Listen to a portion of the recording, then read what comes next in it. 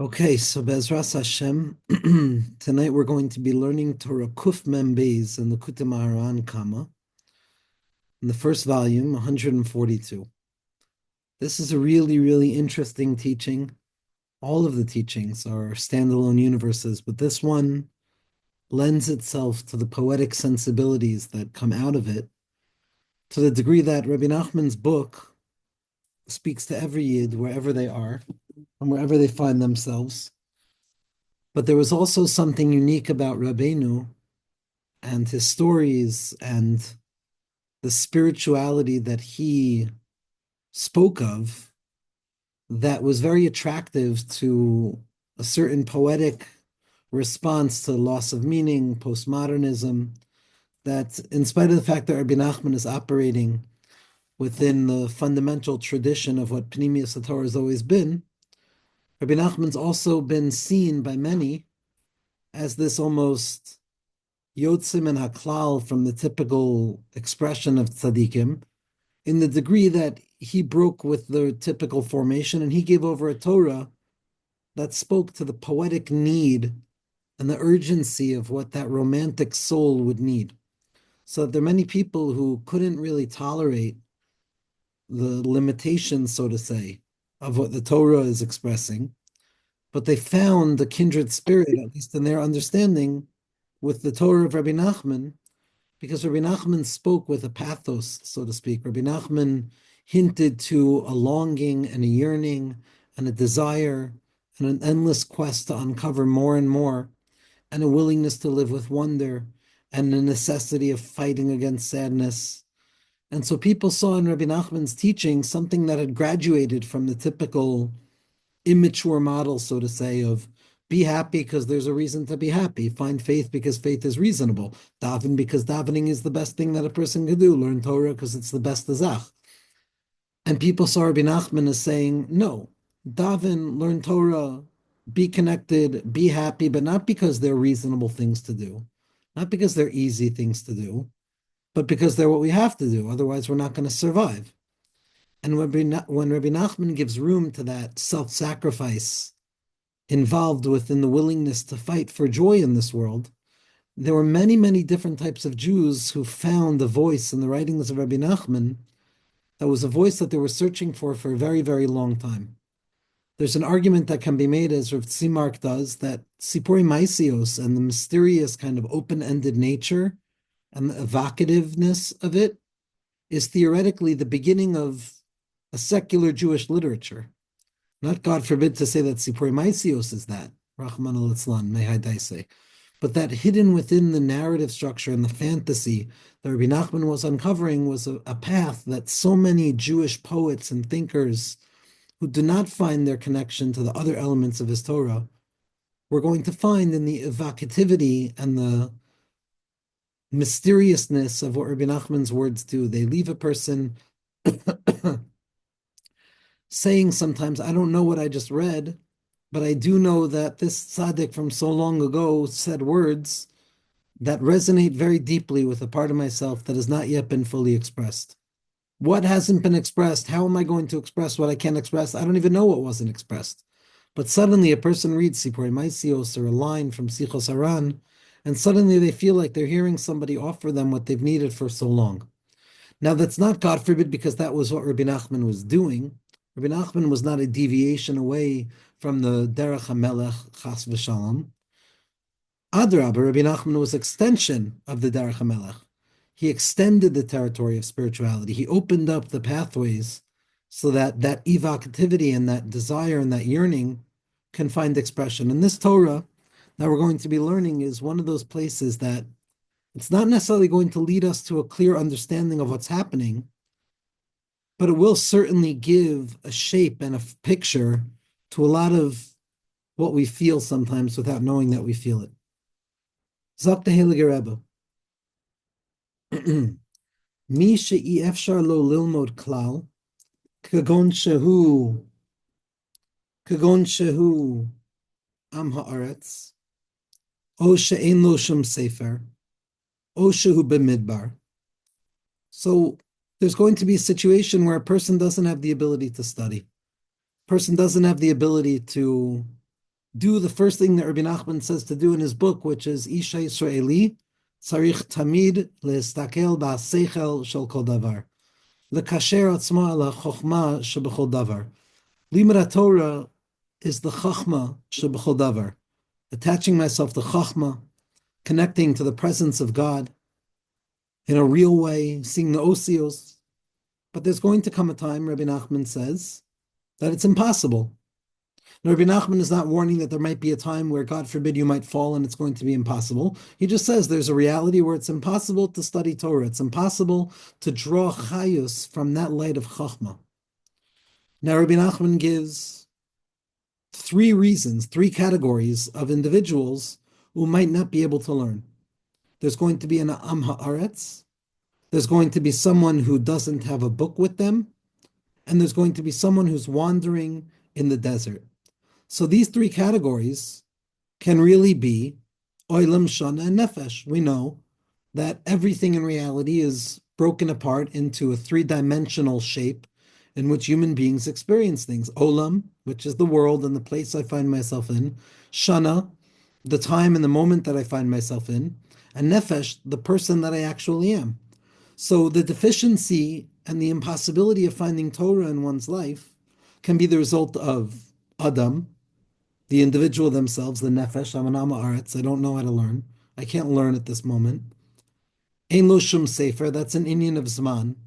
I'm in my house, theoretically I can learn, but I don't have any object to spark my learning. I don't have anything outside of myself to be the information that awakens the formation within me.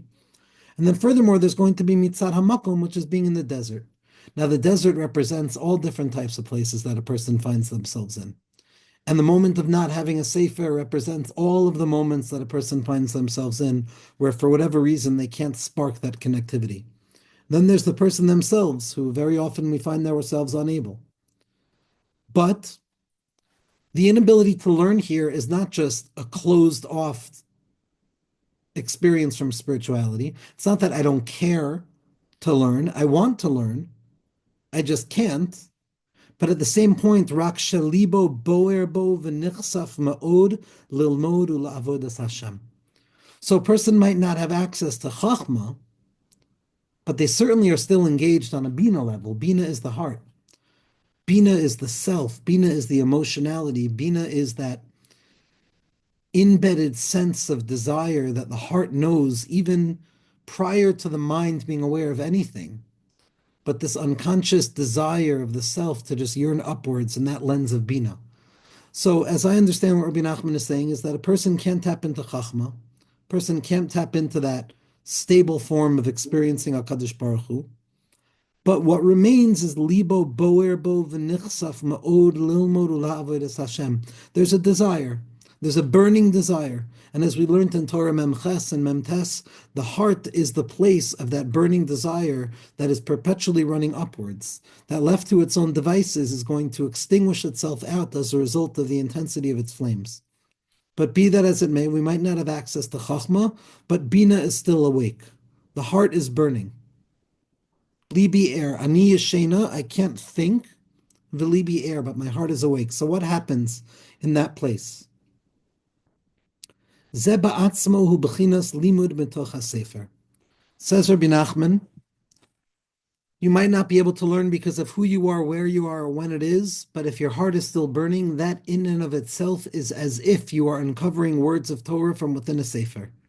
That the burning desire that rests hidden within the heart, even when other levels of spiritual experience are extinguished, that in and of itself is considered as if it's an actual experience of learning.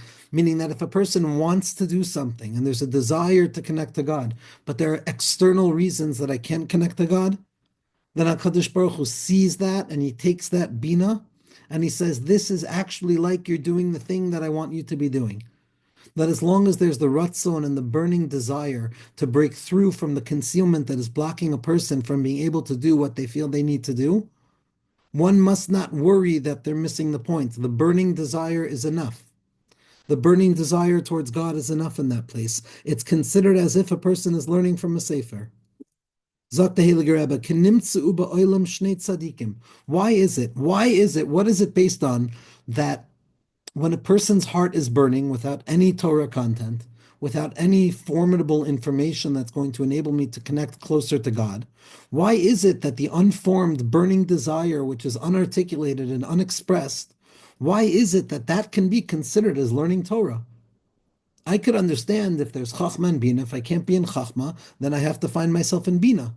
But from whence do we get this notion that, okay, you should be in Chachma, but if you can't be in Chachma and you find yourself in Bina, don't worry, being in Bina is as if you're in Chachma. Where does that come from?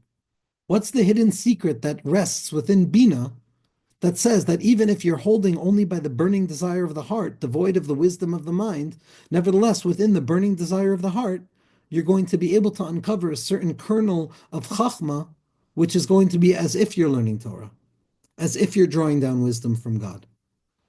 And here the Rebbe gives the reason. The reason that the heart is as if it's a book.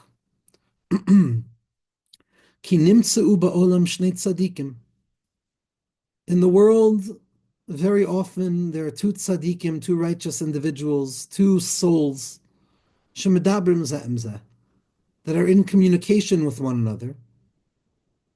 V'heim berichuk makom zeh mizeh kama meot parsaos. But it's a non-local conversation.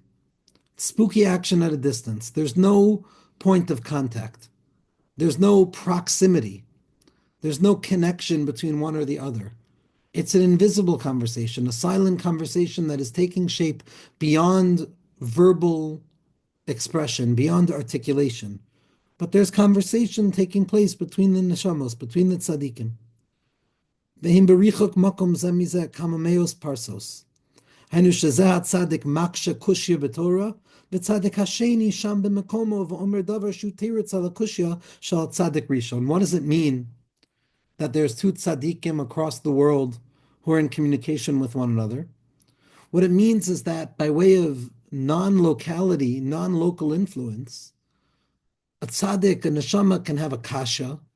It can be perturbed by a certain antinomy in the system of Hashem's wisdom. There could be an issue that arises, and that person is stuck in a kushya. But elsewhere across the world, another neshama is also in its process of learning Torah. And unbeknownst to that neshama, there's an awakening that creates the opportunity to draw down a new insight that's the answer to the issue that the person across the world just brought up. There is a perpetual universal conversation taking place amongst every neshama of Klal Yisrael, an amich kulam tzadikim, where each and every person's os in Torah is coming up from the place that it comes up from. And even though we're not sure how it's interacting with other ideas or what value there is in the contemplation of an idea and focusing on an idea that I'm struggling with, nevertheless, says Rabbi Nachman, these thoughts are actually part of a much larger conversation that's taking place invisibly and unbeknownst to the participants of the conversation, which is creating a conversation of Torah across the scape of time and place. One tzaddik asks a question, and another tzaddik gives an answer from a very far place. And sometimes this one has a question and the other one has a question. Don't think that one Jew who has an issue in spirituality, that there's another Jew who comes up with a conclusion in spirituality that's going to answer up the kasha. No. Sometimes there's two kashas, sometimes there's two issues. But the other person's issue is going to answer the first issue that you have, and your issue that you have is going to answer the other person's issue. In this universal communication and conversation that's taking shape through the minds of each and every Yid when they're learning Torah. By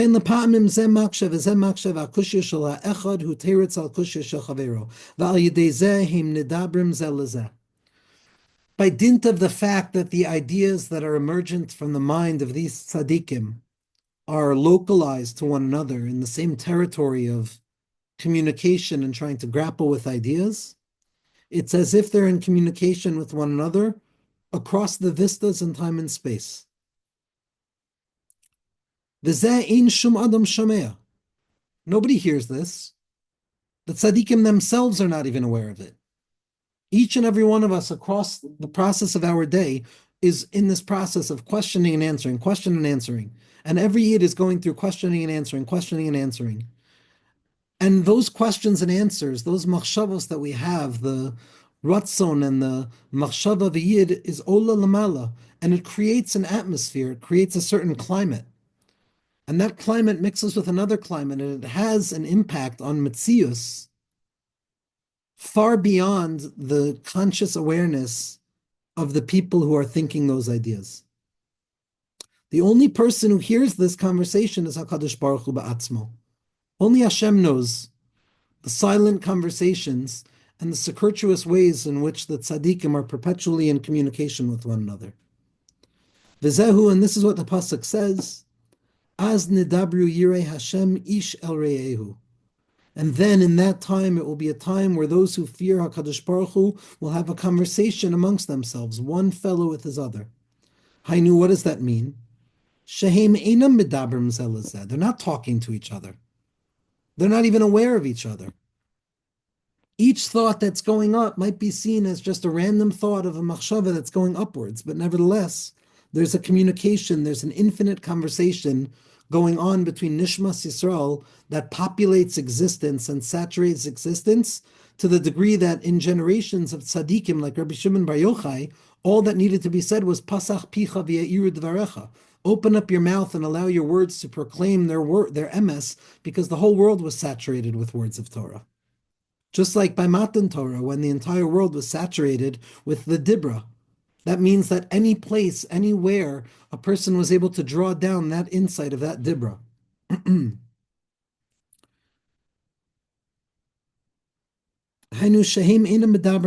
They're not communicating directly with one another. There's a communication that's taking place on its own. It's not a communication that demands an entrance into dialogue. Dialogue already implies a separation that needs to be bridged, an I and a thou, a speaker and a hearer, one who shares and one who receives, one who receives and one who shares. That's the active engagement in communication. But then there's a more interior, more primary conversation that's taking place amongst the tzaddikim and amongst every neshama in Klal Yisrael, which is the non-linguistic communication, the spooky action at a distance, which is always already in communication with every other yid, that the machshava of one yid goes up and it has an impact for every other yid. And in this conversation that creates the very shape and the fabric of existence that we find ourselves in, HaKadosh Baruch Hu listens to it. V'yakshiv Hashem v'yishma. So the pasuk says, "Az yedabru yirei Hashem isha re'ehu." Those who fear God will be in communication with one another, but it won't be real communication. V'yakshiv Hashem v'yishma. Hashem is going to be the one who listens and hears the hidden conversation that even those who are in the process of sharing ideas are not aware of. Kirak hu yisbarach shomea, because only HaKadosh Baruch Hu is hearing it. But what HaKadosh Baruch Hu does is he's mechaber hadvarim zeh lezeh v'koisvim b'sefer lezikaron. HaKadosh Baruch Hu takes all of these thoughts that each and every yid has, one yid's kasha, one yid's teretz, one yid's teretz, one yid's kasha, and he gathers them together and he puts them into a book, Kavyachol, the book of memory. A book of memory that is not a book, it's a space. Reality is this book of memory. Shamayim is this book of memory. When I walk out into the street, I'm walking into this book of memory, this Sefer HaZikaron. The Sefer HaZikaron, which is the book of reality that has all of the thoughts, the good thoughts of Klal Yisrael, engraved within the ether, engraved in invisible columns of ink, written in air. And in that place, HaKadosh Baruch Hu creates the Sefer HaZikaron. And this is why the pasuk ends, V'yechtev b'Sefer Zikaron, that you can have two people who are fearing God, who are in communication with one another across the landscapes of time and space. Hashem is the one who hears it, because only Hashem can pick up on that invisible, unreal thing. And Hashem takes it, and he writes it into a book, and he reveals how all of the machshavos kavyachol of Nishmas Yisrael are always engaged with one another. V'yichtav Sefer Zikaron. V'zeh Sefer shenechtavam aleim devarim. So where is this book that Hashem is writing? Where is this book of these forgotten communications and these invisible conversations taking place? Ubechinas leiv sheyesh lamala. This book is the heart of the world. It's the heart of existence. It's the heart of the world. It's the heart that stands outside of time, as Rabbi Nachman describes in Sipurei Maisios on the day of the stuttering beggar. This expanse of a conversation between the heart of the world and the well on top of the mountain that has a stream that flows forth from it. And there's this impossible love sickness that exists between these two parts of existence. And it's the job of every Yid to be the gatekeeper and to ensure that these unspoken love songs are being written down. This book of memory, this Torah that is formed of invisible conversations across the expanse of separation and distance, is the lave of Shemayim, is the heart of the world. It's the heartbeat of the world. It's the Bina. The heart is Bina. It's the Shirish of Bina. It's the Torah de Le'ela. Zak the Heilige Rebbe, on the lave that's above, Sham Nechtavim Devrayim. In that heart of the world, that heartfulness that HaKadosh Baruch Hu breathes into existence, the heart of HaKadosh Baruch Hu, so to speak. That's where all of these words, all of these unspoken conversations are going to be written out. Bebechinas kasva maluach libracha. In the element of having those words of Torah written out on the tablets of the heart, that there's a tablet of the heart. And when a human being has a heart that's burning, but they're unable to access Chachma, they're unable to find the place of learning Torah, they're unable to find some formidable form of information that they can lay claim to, but their heart is burning. So what are they going to do? So when the heart burns, and it can't find the real book, it's going to connect to the book of the heart that's written in the sky, that has all of these unspoken and unfinished conversations there. And this individual whose heart is burning within them on that level of Bina, and they have that cheshek, undying cheshek, to go upwards, upwards, upwards, rak she'ef shalo. For whatever reason, a person is still only in Bina and they haven't merited Chachma yet. Umekabel leiv meleiv shalamala. That Jewish heart that's yearning, but unable to find Chachma, unable to find Bittul, unable to find Menucha, but it's not stopping to yearn for it. It's going to find its sipuk from where? From that heart of Shemayim, from that unfinished text in Shemayim. There's times where the soul can draw its sustenance from Chachma, and then there are times where the soul can't tap into Chachma, and it's going to have to tap in to the secret of Havein b'Chachma. I'm sorry, Chacham b'Bina. It's going to have to tap into the Chachma that's available in Bina. And that Chachma that's available in Bina is this book of the heart that's written in the sky. And I draw strength from that heart above. I draw strength from the fact that I know that my yearning is trying to reach upwards towards something. And in this place, by teaching us how to attach our yearning hearts to something, even when we can't feel that we're actualizing anything, Rabbeinu gives us a tremendous medicine, because hell hath no fury like a spiritual appetite that feels that it's not being satisfied, like a spiritual yearning that feels that it has no outlet and nothing that it can lay claim to. And there's a riboy tzimaon, and there's a riboy of tshuka and ga'aguim and yearning, yearning, yearning. But after a while, if that yearning is remaining unsatisfied, it's going to grow exhausted, angry, hungry, and it's going to search elsewhere for its satisfaction. Zak the Heilige Rebbe, as long as a person's heart is aflame, they don't have to worry. Because the heart being aflame with real trying ensures that the heart can be satisfied for the time being with the heart above, which is the secret that HaKadosh Baruch Hu allows for this unfolding process of the Torah to take shape. One kasha here, one kasha there, one teretz here, one teretz there. It's not a beautiful sefer like a sefer of Chachma. But the Leiv HaElyon is the secret of where all of those machshavas go to, yet to be refined and determined as their definition, but rather they operate there in that invisible space. And a person will find what they need. The heart will find what it's searching for. Shubachinas sefer zikaron. It will come to a place of memory. It will remember an ancient memory that it doesn't yet know. It will remember the fact that, yes, I know that there's a voice of these tzaddikim. There are Jews who have gone before me, who have pondered these thoughts before me, and they may not have come up with the answers. They may not have found resolution, but nevertheless, the very dint of the fact that there's a roshem, a memory, a trace of Jewish thought that is engraved upon reality itself, which reveals to us that there's no thought that is levatala. So that gives the individual who's still in the process of yearning without chachma to find some semblance of stability, to take pleasure in the memory itself. Umisham mekabel libo cheshko. And it's from that place that the heart is going to draw its sustenance from. The heart is going to draw more desire from there. This is surprising because we just said that the heart is already yearning and the heart is searching for something to connect to. And Rabbi Nachman is saying that this book in the sky that the heart is going to connect to is not only the thing that satisfies its yearning, but it gives it more yearning, which would theoretically not be what we're looking for. If the heart is yearning, then we want satisfaction to the heart, not more yearning to the heart. But over here, if we look at the words of Rabbi Nachman, it says as follows. It says that this Sefer HaZikaron, umisham mekabel libo chishko. It's from there that the heart is receiving its desire, which means that the heart's desire is being answered with more desire.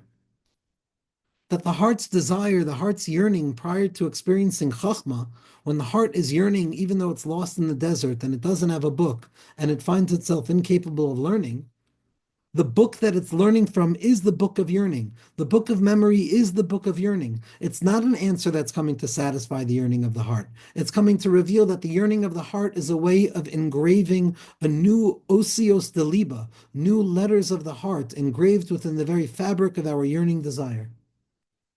And this becomes literally, says Rabbeinu, as if one is learning from a book. It's as if one has accessed Chachma. It's as if one has entered into that place of the Seichel Shebachol Davar, even though I'm still holding by Bina. And we know from the Gra in his introduction to Sefer Ditzniusa and on Sefer Yetzirah that the world is created b'sefer, b'sefer, b'sipor. We know that there's two stages of the book and one stage of telling of the tale. Those two stages of the book are Chachma and Bina, and the Sipor, the telling of the tale, is Das. So why is the book two stages, Sefer and Sefer? Because a book is first written and not read, and then it's read. So we see that there's two stages in any book. There's the insight of the book, and there's the experience of drawing down the insight of that book. So we see that the Sefer, even if a person can't learn from the Sefer of Chachma, they can learn from the secondary Sefer, which is the Sefer of Bina, which is as if they're actually learning from a book. We're connecting to the Torah of yearning. V'zeh shekasuv, and this is what the pasuk means when it says, Yechasev b'sefer zikaron lefnei yirei Hashem, l'chosh ve'shemo. The matter should be written for the purpose of memory, for those who fear HaKadosh Baruch Hu and those who contemplate His name. And on this pasuk, Chazal say, "Afilu chishev la'asos mitzvah v'ne'enas v'lo yasa ma'ale alav hakasuv ki'ilu asa." So Rabbi Nachman is saying this is where we see again that Rabbeinu was perhaps one of the greatest darshanim that we've ever experienced. The Rabbi Nachman is seeing this explicit in a Maimer Chazal. Pasuk says, "V'yechasev b'sefer zikaron." There's going to be a book of memory that's written in front of those who fear Hakadosh Baruch Hu and those who contemplate His name. What does it mean? Those who contemplate His name. Chazal say that let's say a person wants to do something good, and they're an ones, and they're not able to do that good thing that they want to do. So Hakadosh Baruch Hu is going to look at that desire and say, you had good desire, but reality didn't enable you to carry out and fulfill that desire. Ma'ale hakasuv ki'ilu asa. Chazal say that HaKadosh Baruch Hu is going to look at our desire as if we actually accomplished the action itself. And so from this drasha of Chazal, Rabbi Nachman is picking up on the fact that this is a dynamism and the dynamic that operates within reality at every second. Because there's times where a person wants to do a mitzvah, but they're an ones and they can't do it. And then there's every other time of a person's life where all we want to be doing is connecting to Chachma. All a Yid wants to do is learn the Torah. All a Yid wants to do is to be makasha themselves to the Seichel Shebachol Davar. But what happens when a person can't? So the Sefer HaZikaron teaches us that when a person has a desire to do something and they're not able to actualize it for whatever reason, Hashem sees it as if they've accomplished it. Hashem takes the yearning desire of Bina, even if it hasn't yet gone into the place of Chachma, and he sees it as if it's Chachma. He sees the Chachma buried within the Bina. He sees that light of Sipuk that's buried within the desire. Ki ze ba'atzmo shehalev nichpas, nichsaf v'choyshev la'asos, rak she'efshar lo, hu shenechshav la'asiyah. Ki mekabel chishko melev shel mala, shu b'chinas sefer zikaron, v'zehu v'yechasev b'sefer zikaron l'fnei yirah Hashem u'lechoshei shemo. Because literally the same dynamic that Chazal are describing as someone who wants to do something good, but they don't have the ability to, but HaKadosh Baruch Hu is still going to see it as if they accomplished that good thing, it's because they had the desire to do that good thing. And it's the desire towards that good thing which becomes the very site in which that good thing is going to be seen as if it's been accomplished. The same way that cheshek towards learning is going to be able to tap into that Sefer Zikaron, which is built out of those thoughts of Torah that have not been finalized yet. This, the tzaddikim say, is the secret of the Suda of the Levyasan. What's the Suda of the Levyasan? The Ramami Pana writes that Levyasan is Gematria Malchus. And Malchus is oriented towards Bina, which is the cheshek and the ga'aguim and the yearning and the unrequited desires.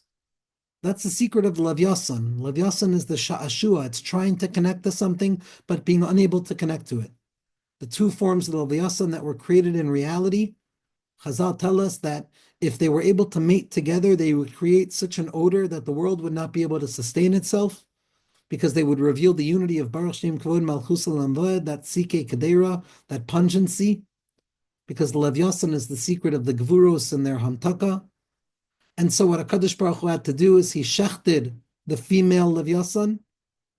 He was Mesaris, the masculine Levyasan, which is the Or Haganuz, and he hid them away at the very core of reality, not to be seen. Because if it's revealed, then there's going to be too much light. The Suda of Levyasan is when all of that hidden light is going to be revealed to us. But what is that hidden light of the Levyasan? So Zakta Heligar Ramami Pano, that we have this cloud that says that if a person has a deep desire to accomplish something good, and they're unable to for whatever reason, nevertheless, HaKadosh Baruch Hu is going to see that desire as if it were actually accomplished. Says the Ramami Panel, that the Suda of Levyasan is going to be where we're going to sit there with all of our unrequited desires. The tzaddikim are going to sit there with all of the ritzonos, the kedusha that they had in their lives, that they were unable to accomplish as a result of exile. And the Suda of Levyasan is that HaKadosh Baruch Hu is going to feed them the maisim that those desires were considered as. That the Suda of Levyasan is literally the recognition that, wow, my desire was actually like the real thing. It was Ke'ilu Asa. Which is why also we know from the tzaddikim that the place for the Suda of Levyasan is going to take place in Gehenim. Because Gehenim is also that feeling of unrequited desire, of unconsummated yearning, of wanting without satisfaction. It's enough to drive a person mad.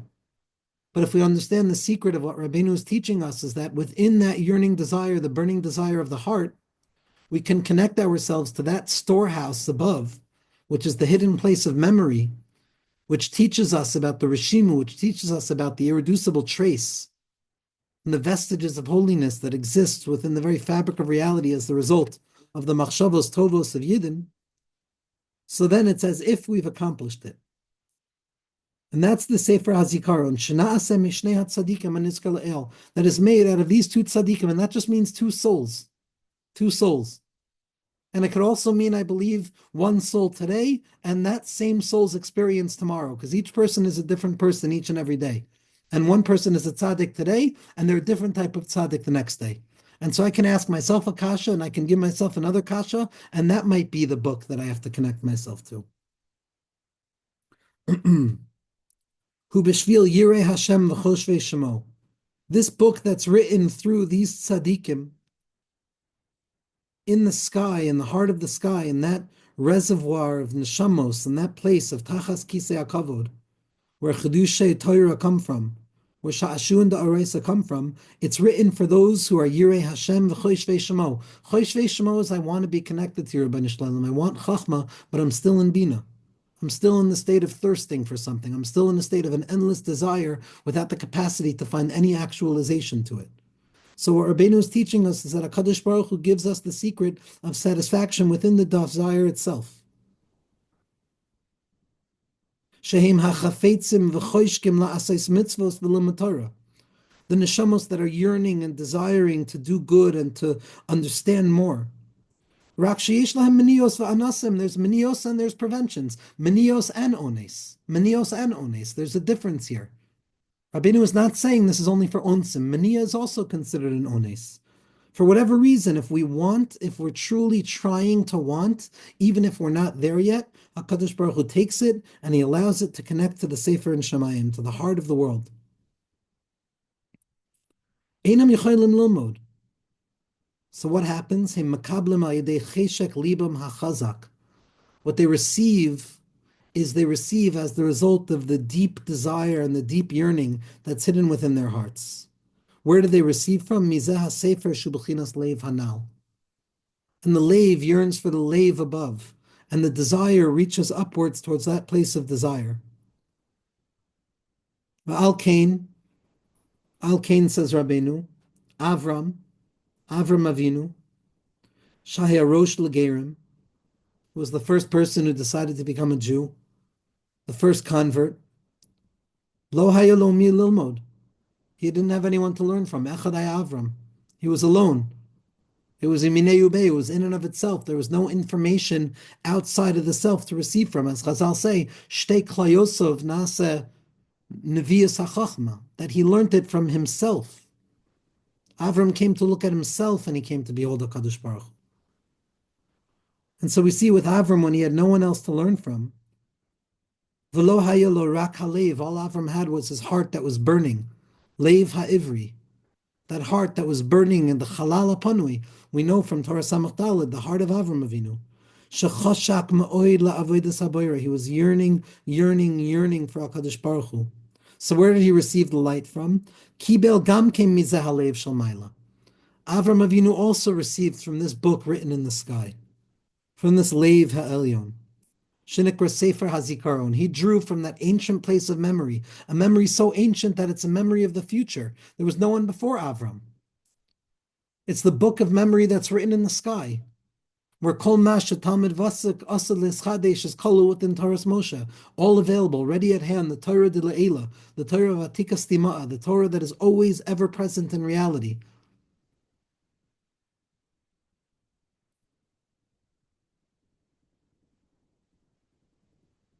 Va'az lo hayashum tzadikim ba'olam. There were no tzadikim in the world.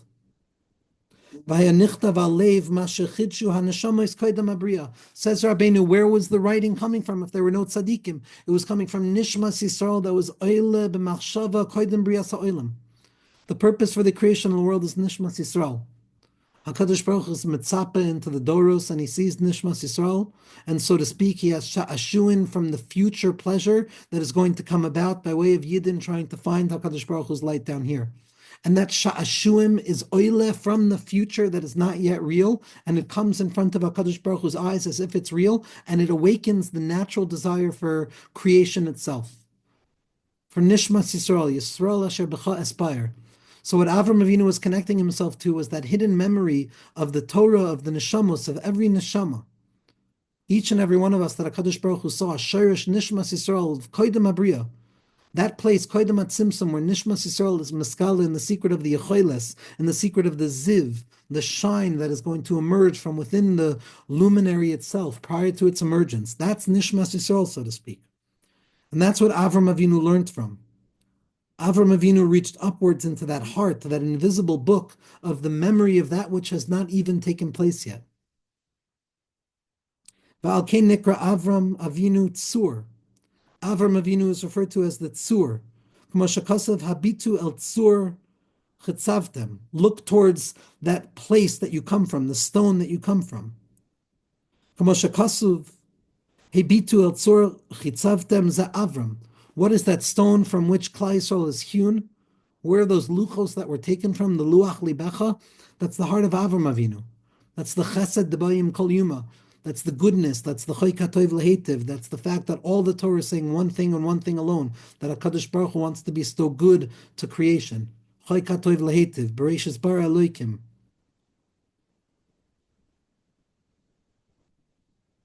What does it mean that Avram is the tzur? As Rashi explains over there. It's the aspect of tzur levavi, the foundational stone of my heart. All Avram Avinu had was a yearning upwards to HaKadosh Baruch Hu. All he had was Bina. All Avram Avinu had was Bina. Until HaKadosh Baruch Hu opened up and he says, here's Chachma. Let me give you Chachma. Let me give you a hay. Let me give you the hay of Atika Stima. Let me give you the secret. Before then, all there was Bina. This is why Avram Avinu is the source of the name of any Yid who was outside of Yiddishkeit and decided to come close. The Gerim, that impossible secret of not being Jewish and then becoming Jewish. The deepest secret imaginable. It's all Mesiaches back to Avram, because Avram Avinu was the first one who did that. He lifted up his eyes on high, but not simply because he saw a Bira Doleket. The Bira Doleket was his heart. The Bira Doleket was the burning desire in his heart, as the Ishbitzer points out. And he said, it's impossible that these burning flames of my heart don't come from someplace. They have to come from someplace. And at that moment, Hitzitz love Bal Habira. The Bal Habira is this secret of the Lev HaElyon, the secret of the book that's written in the sky.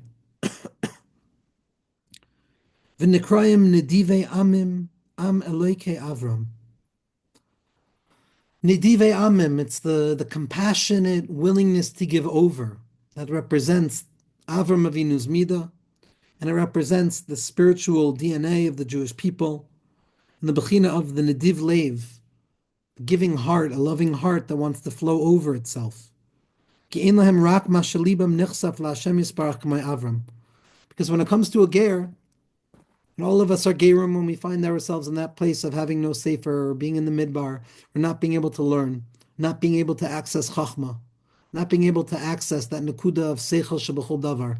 All we have is our burning heart. All we have is the burning desire of the heart. And instead of thinking, oh, I'm exhausted of this burning desire of the heart, the secret is that the burning desire of the heart has a new access point into a Torah, an invisible Torah, a Torah of yearning, a yearning for Torah. And in that place, we have the tolerance to develop the yearning until we can learn again, until we do enter into that place of Chachma, at which point we draw the lave of Bina back into the Moyach of Chachma, and we can be Zoichet to the secret of Keser Elyon. For me, this teaching is very powerful because it gives the heart a place to go. Rabbi Nachman warns us all the time about the need to be mitzamsem the fires of the heart, to be mamayit the burning desire of the heart, because it's boyer ad ein sof, and it's too muchness. And we have to cool it off with the cool wind of the lungs and the cool irrigation of water of chachma. But over here, Rabbeinu's not saying that. He says, you're just fire right now. All you have is bina. You're still not going to exhaust yourself. You're not going to extinguish yourself, because Yeshin Yanshi Itapecha Kol Tova, and that's the secret of the Lev HaElyon, of connecting to the Torah written in reality, of allowing my desire to reach other forms of unexpressed desire with the fundamental knowledge that HaKadosh Baruch Hu sees it as a Maisa, and to own our desires and to take pride in our desire and allow our hearts to yearn and to soar into that place of not knowing what it's soaring towards, but to trust that soaring. And then in the next moment to try and enter back in to the place of Chachma. And this way, we're Oila and we're Yored and we're Oila, we have Chachma and Bina. We're Ayel and Nafak, we go up, we go down. And there's no point in time where a person is not engaged in Torah. Rabbi Nachman would say to his Talmidim that give Torah over at Shal Shudas. And the Talmidim would sometimes say, Rebbe, there's nobody near us, nobody's listening. And Rabbeinu said, somebody is always listening. And it could be that it's talking in this level, that those thoughts and that Torah goes up to a place. It goes up to that book, and that book is always open. And it's like Rabbeinu says to the people running around the shuk, have you looked up to the sky today? It could be based on this Torah that the people running around in the shuk have the be'iras halev, they have a burning desire in the heart, but they have not yet realized that they have the ability of drawing Torah into that burning desire of the heart. And by looking up into the sky, a person is accessing that Torah that's written invisibly in the sky that draws down sustenance into the yearning heart. And with this secret, we should be zeicha to a leiv maven, to uncover the secret of Chacham Babina. And then when we uncover Chacham Babina and the ability of uncovering the residual specks of Chachma, even when we're in the territory of Bina, we climb up to a place of Havein B'Chachma. Then we draw up that Chachma from within Bina, and it brings us back into actual Chachma. And then we don't lose Bina, but we uncover the secret of Havein B'Chachma itself. And we come to maintain both sides of it all, the unity and the disparity, and we come to that place of Sha'ashun Da'araisa, Be'ezras Hashem.